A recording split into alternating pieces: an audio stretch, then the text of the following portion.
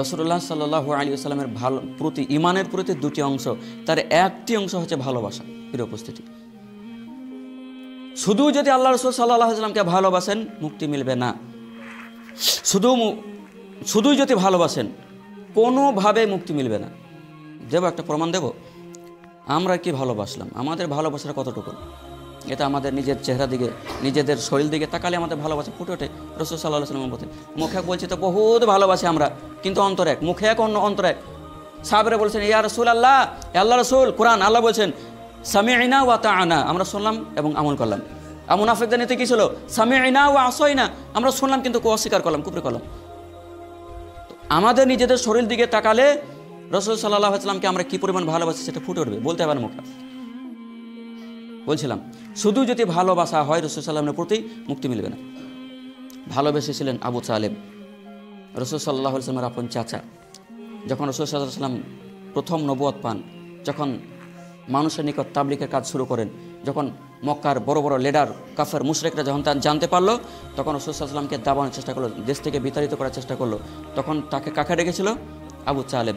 ডাকার পরে বিষয়টা বলে যে এই ঘটনা, আবু তালেব এসে বলল যে শোনো মুহাম্মদ সাল্লাল্লাহু আলাইহি ওয়াসাল্লাম তারা এই কথা বলছে। রাসূল সাল্লাল্লাহু আলাইহি ওয়াসাল্লামকে বলেন যে এক হাতে চন্দ্র এক হাতে সূর্য রেখে দাও, তারপরে আল্লাহ যে বিধান আমাকে দিয়ে পাঠিয়েছে এখান থেকে এক বিন্দু আমি সরে আসবো না। এই মজবুত দৃঢ় নিয়ত যখন রাসূল সাল্লাল্লাহু আলাইহি ওয়াসাল্লাম দেখলেন, তখন আবু তালেব তাদের গিয়ে বলল যে না, আর হবে না।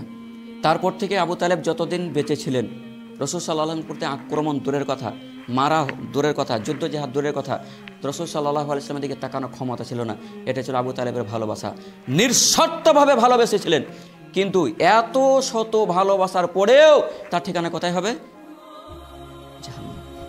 রাসূলুল্লাহ বলছেন জাহান্নামে সবথেকে কম শাস্তি আবু তালেবের।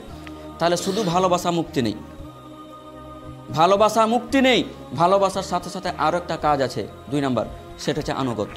আনুগত্য মানে আনুগত্য কার করবেন? নিশ্চয় আপনি যার ভালোবাসেন তাকে আনুগত্য করবেন। আপনি কার আনুগত্য করেন? যাকে ভালোবাসবেন আনুগত্য তারই করবেন। এখন আপনি যদি মুখে বলেন আমি রাসূল সাল্লাল্লাহু আলাইহি ওয়াসাল্লামকে ভালোবাসি, তার জন্য জান দিতে প্রস্তুত, অবশ্যই ভালোবাসি, কিন্তু আপনার শরীরে আপনার চেহারায় রাসূল সাল্লাল্লাহু আলাইহি ওয়াসাল্লামের একটা সুন্নত নেই, তাহলে আপনার অন্তরের কথা বিশ্বাস করবো না আপনার মুখের কথা বিশ্বাস করবো? আপনি মুখে শত কোটি রাসূল সাল্লাল্লাহু আলাইহি ওয়াসাল্লাম বলেন যে আমি আল্লাহ রাসূলকে ভালোবাসি, আল্লাহ রাসূলকে ভালোবাসি, আপনি সারা দিন রাতে তসবিহ গোনেন, অথচ অন্তর আপনার এক মুনাফিকই নিয়ে। মুনাফিকের অন্তর নিয়ে রাসূল সাল্লাল্লাহু আলাইহি ওয়াসাল্লামকে ভালোবাসা যাবে না। মুনাফিকরা ভালোবেসেছিল রাসূল সাল্লাল্লাহু আলাইহি ওয়াসাল্লামকে, কথা বুঝতে পারেননি? মুনাফিকরা ভালোবেসেছিল আল্লাহ রাসূলকে, কিন্তু মুনাফিকদের ঠিকানা হবে জাহান্নাম, সব দিকে একদম একদম তলদেশে।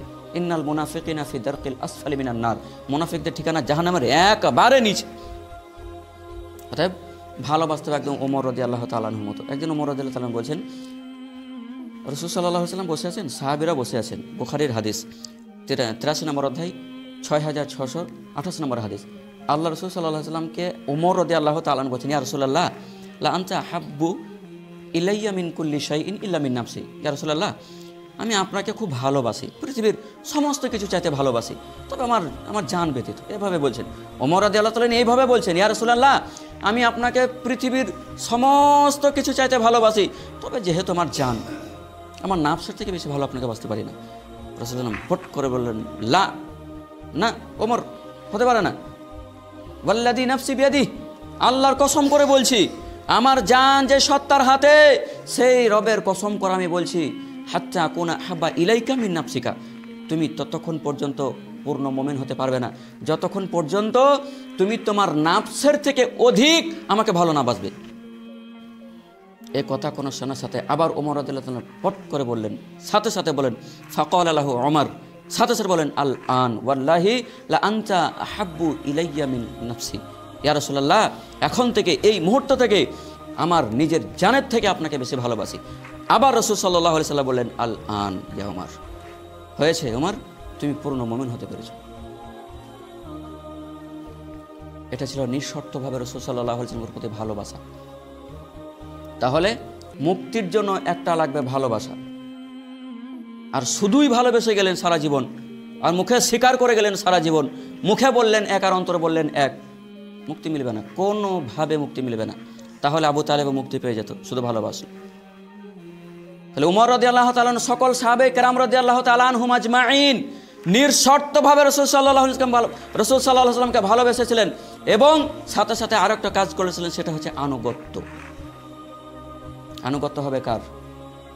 রাসূল সাল্লাল্লাহু আলাইহি ওয়াসাল্লামের।